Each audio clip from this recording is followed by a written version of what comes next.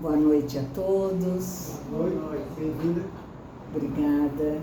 Que bom estar na casa de Fabiano, com o auxílio de Fabiano e de todos os irmãos amigos dessa seara do nosso trabalho de amor, para conversarmos essa noite sobre curiosidades da reencarnação. Todos aqui, acredito, que saibam que o maior princípio da doutrina espírita é nos comunicar, enfatizar, concretizar a certeza de que existe a reencarnação. Nós sabemos que, por exemplo, existem várias religiões ou doutrinas ou filosofias espiritualistas que acreditam em espíritos, mas nem todas confirmam e acreditam na reencarnação. Por isso, vale a pena também lembrar, do fato de Kardec ter criado o termo espiritismo ou espiritistas,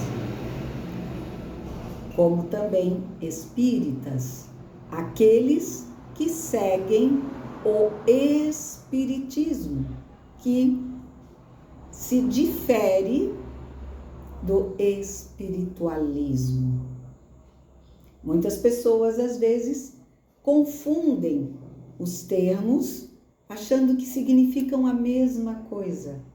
Mas não foi isso que Kardec nos mostrou quando criou essas terminologias específicas em função da doutrina dos espíritos, por elas afirmarem e, como ciência, mostrarem que a reencarnação é algo certo e indiscutível, pelo menos para aqueles que seguem todos os ensinamentos, tanto do Mestre Jesus, sabendo interpretá-los e confirmá-los à luz do doutrinador.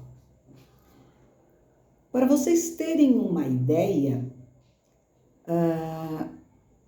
a reencarnação, ela já era dita e confirmada por muitos e muitos antes de Kardec, em várias civilizações muito antigas, já se acreditava na vida que se renovava e recomeçava novamente na carne.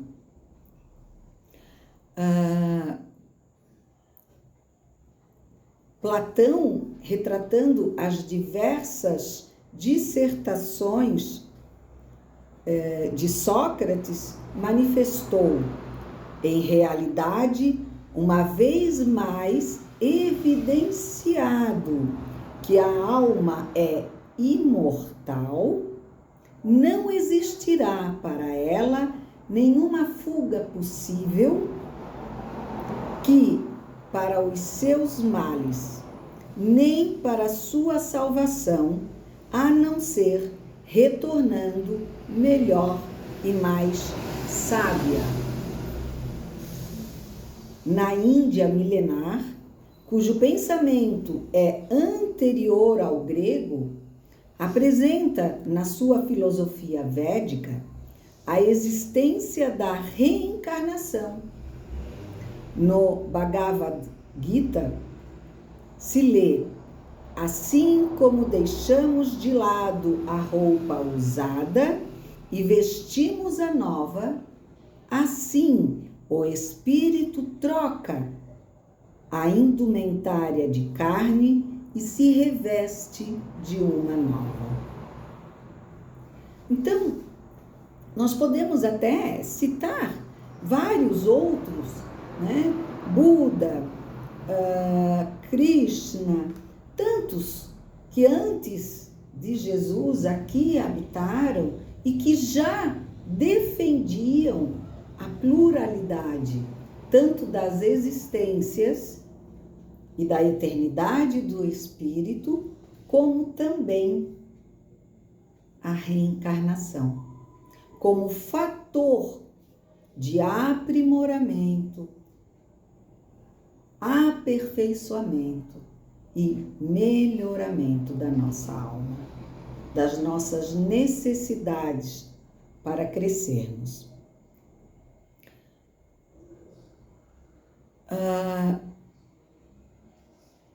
Kardec, quando se deu o pseudônimo de Allan Kardec, quando escreveu as obras básicas, ele o fez por várias questões.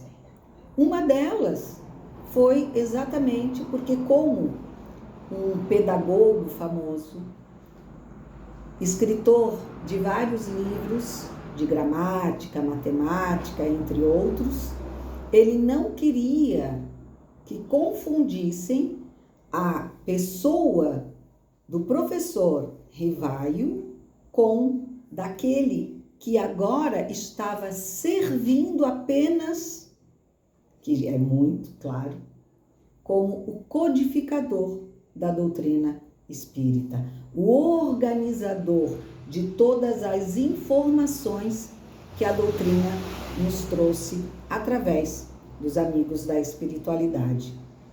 Então, ele resolve usar um pseudônimo. Pseudônimo esse que a espiritualidade lhe diz ter sido um dos nomes em que em uma das suas encarnações ele havia usado. Kardec, muito antes de nascer na França, como Hippolyte Denisard Rivaio, foi então um sacerdote druida que se chamava Allan Kardec. E, por mais outra coincidência ou curiosidade, nós temos na lápide de Kardec a frase: nascer, morrer, renascer ainda e progredir sempre. Esta é a lei. E essa frase, ela não foi de Kardec. Pelo menos não o nosso Allan Kardec. Ela era já de autoria desses nossos colaboradores, os sacerdotes druidas, que eram antigos celtas, né, da civilização celta, e que estava escrito em uma das relíquias daqueles anos numa pedra. Então, Kardec tomou novamente essa inspiração, né, e trouxe para nós como uma regra, como um alerta, como uma exclamação, por que não dizer: nascer, morrer e renascer ainda e progredir sempre. Esta é a lei. Mas aí vocês podem me dizer, né? Como que é essa lei se praticamente nenhuma das outras religiões mais comuns, mais conhecidas, dividem esse pensamento da reencarnação? Eu não sei vocês, mas eu já encontrei muitas pessoas que diziam para mim assim: não, eu até gosto dessa coisa do espiritismo, eu acho que o pessoal estuda bastante, são pessoas mais calmas. Eu digo, bom, há dúvidas, mas Enfim, não, eu admiro os espíritas. A única coisa que eu não concordo é com essa coisa de reencarnação. Muitas pessoas têm dificuldade de entender essa questão. E muito, infelizmente, se deve ao tempo em que se proibiu falar sobre a reencarnação. E aí é que vem, para alguns, né, a curiosidade, porque depois de tudo que aconteceu, depois da vinda do Mestre Jesus, nós tivemos com Orígenes, que era um sacerdote católico, que viveu entre 185 e 254, considerado naqueles anos o pai da ciência da igreja. Era alguém de grande valia para toda a igreja. E ele, então, nos dizia: todos os espíritos foram criados sem culpa e todos têm que retornar ao fim à sua perfeição original. Isso era um padre, um sacerdote. A educação das almas continua em mundos sucessíveis. Né? Ao mesmo tempo, ele também colocava existe a pré-existência das almas. A alma é imaterial e, portanto, não há nem princípio nem fim na sua existência. E ele foi colocando várias coisas e dando condição e afirmando também a reencarnação. E aí ele diz: há inumeráveis mundos que se seguem uns aos outros durante eternas eras. Não será isto mais conforme a razão? Quer dizer, se tem tantos mundos, por que a gente vai ter só uma vivência, só uma experiência? Por que só uma oportunidade?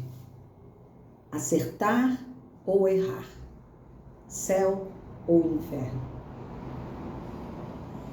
Por que alguns, numa única experiência, vêm com felicidade, com saúde plena, com bons relacionamentos? Por que outros vêm com tantas dores, sofrimentos, dificuldades? Será isso justo?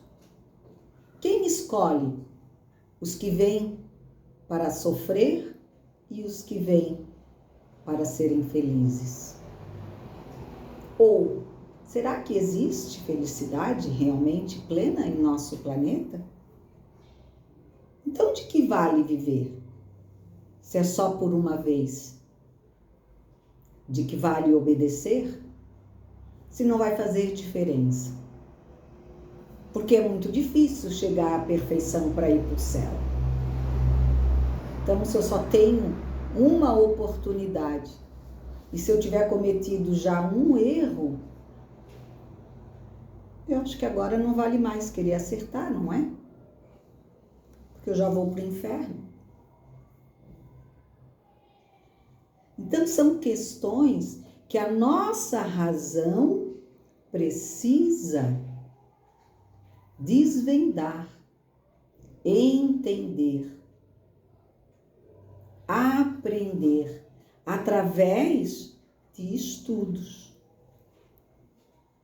E, continuando a história de Orígenes, esse padre, sacerdote da igreja, dito isso, toda a igreja, até o ano de 553, no século VI, mudou e retirou das escritas e da lei da igreja a confirmação da reencarnação. E sabem por quê? Bom, em 553, no tempo do Império Bizantino, a Teodora, que era esposa do imperador Justiniano da época, ela era muito partidária à escravidão. E ela cometeu muitas atrocidades com aqueles que eram os seus servos, os seus escravos, e aqueles também que por alguma razão a incomodavam. E certa feita, pensando que a morte poderia bater-lhe a porta, e com a arrogância de todos aqueles que se sentem sabedores e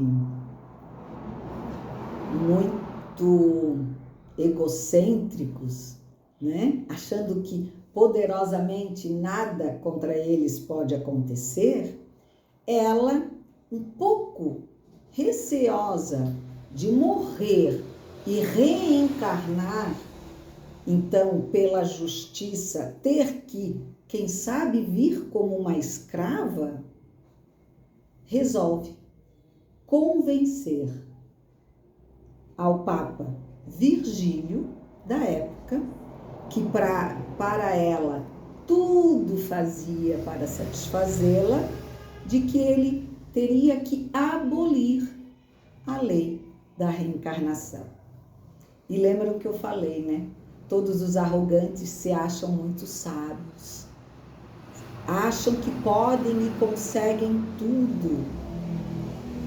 Triste para ela, que mesmo abolindo, né, a questão junto com o Papa, com certeza reencarnou muitas e muitas vezes para poder aprender a amar a todos como a si mesmo. Não por castigo, porque Deus não nos manda ao retorno da carne para nos castigar, mas sim e unicamente para que nós aprendamos e cresçamos com o dia a dia da vida encarnada. Então, no Concílio II de Constantinopla, por ordem do Papa Virgílio, é extinto todos os pensamentos de Orígenes.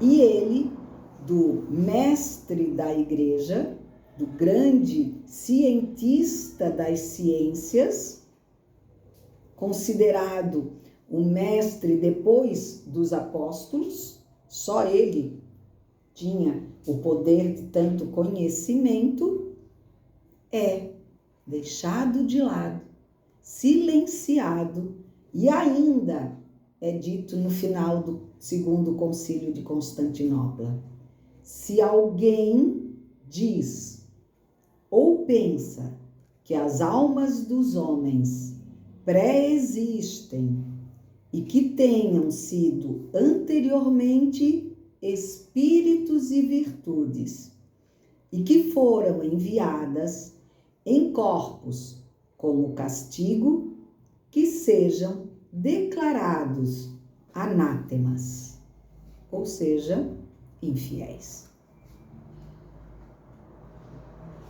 Então, só nessa historinha nós já podemos mostrar e confirmar o quanto alguns personagens da nossa história, como até hoje, tentam nos trazer mentiras, tampar as verdades, para que assim, né, nós não possamos ser detentores da grande verdade.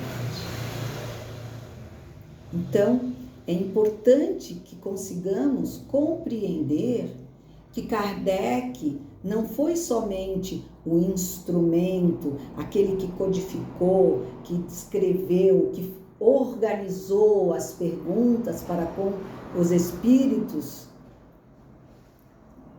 mas foi também quem nos trouxe não novidades, mas confirmações. Existe a alma, existe o espírito, existe a reencarnação. E não dita por Kardec, mas por todos aqueles que anterior a ele já diziam. Não pelo professor Rivaio, mas pelos espíritos que comprovaram, além da questão científica, a questão racional sobre as nossas próprias dores.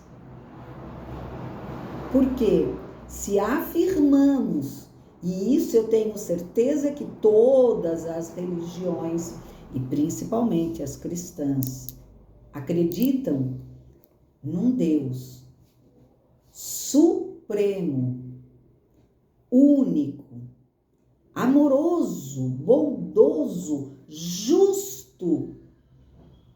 Que justiça teríamos se viéssemos aqui só uma vez, escolhidos uns para passarem por uma vivência mais suave e outros por mais dificuldades?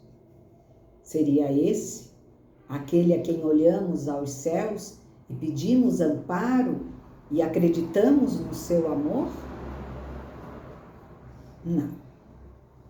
Como bom Pai, que nos deixou o exemplo para que seguíssemos na nossa jornada de paz aqui no plano físico,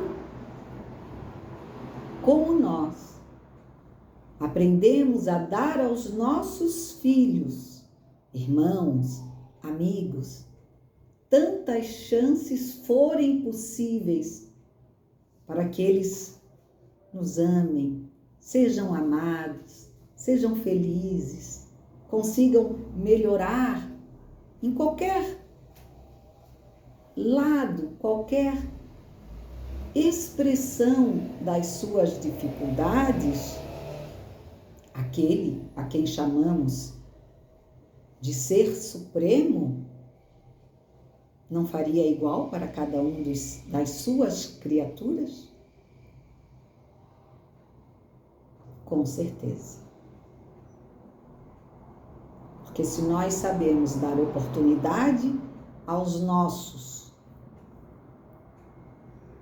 Ele muito mais nos dá, através dessa oportunidade de esquecer o passado, deixar para trás, para seguirmos novamente com o olhar à frente.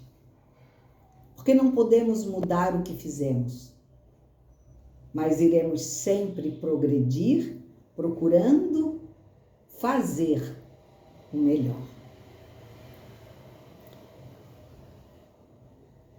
Como eu falei, tantos outros falaram sobre a reencarnação. Os egípcios foram também um daqueles que já falavam, né? Chamado de Khan, o perispírito. Eles já tinham dado nome até a esse corpo que une o nosso corpo carnal ao nosso corpo espiritual, o perispírito. E tudo isso em épocas que passam os 5.000 anos atrás. Então, percebam, Allan Kardec, o missionário lionês, esclareceu, divulgou devolvendo ao homem a responsabilidade que ele mesmo gera. E lembrem, quando eu falei de Teodora, que por sua arrogância achava que ia conseguir, diminuir as suas culpas, os seus erros, Kardec nos diz, devolvendo ao homem a responsabilidade que ele mesmo gera. Então, Teodora, mesmo sem ter nas escrituras da Igreja a possibilidade de reencarnar, porque Deus não lê o que nós escrevemos, mas sim o que nós somos e fazemos como seus filhos, Ele, com certeza, lhe deu o privilégio, como dá a todos nós, de voltarmos à escola para concluirmos da melhor maneira possível a vivência do estudo terreno. Leonardo da Vinci, em 1491, nascido em 1491 e falecido em 1552, mal sendo descoberto a nossa pátria Brasil, já dizia o famoso renascentista italiano: leia-me, ó leitor, se em mim encontras deleite, porque rara vezes retornarei de novo a este mundo. Olhem a consciência e a ciência deste ser iluminado. Leia-me, ó leitor, se em mim encontras deleite, porque raras vezes retornarei de novo a este mundo. Mais um sábio que nos trazia muito antes de Kardec a certeza de que já havia estado aqui e que pelo seu crescimento e desenvolvimento só voltaria a essa pátria terra por poucas vezes. Então, isso tudo nós trazemos porque muitos de nós, às vezes, na dor, no sofrimento, na dúvida, nos questionamentos que muitos nos trazem, nós não sabemos dizer o porquê que nós acreditamos. E muitos olham para nós e dizem e acham que nós somos apenas seguidores cegos de uma única ideia, de um homem que um dia se chamou Allan Kardec. Não. Estamos muito além dele, com ele sempre. Mas sabemos e entendemos e compreendemos a função que todo o estudo científico nos traz, com datas muito além daquelas que nós sequer poderíamos imaginar que já falavam na reencarnação. A lei que nos dá a oportunidade para que um dia, com certeza, encontremos todos a desejada felicidade. E que assim seja. Gratidão a todos e principalmente a Fabiano de Cristo, nosso mentor, e a Kardec, por nos dar a oportunidade de, com mais precisão, defendermos aquilo que em nós já veio escrito pelo nosso Pai. Que assim seja.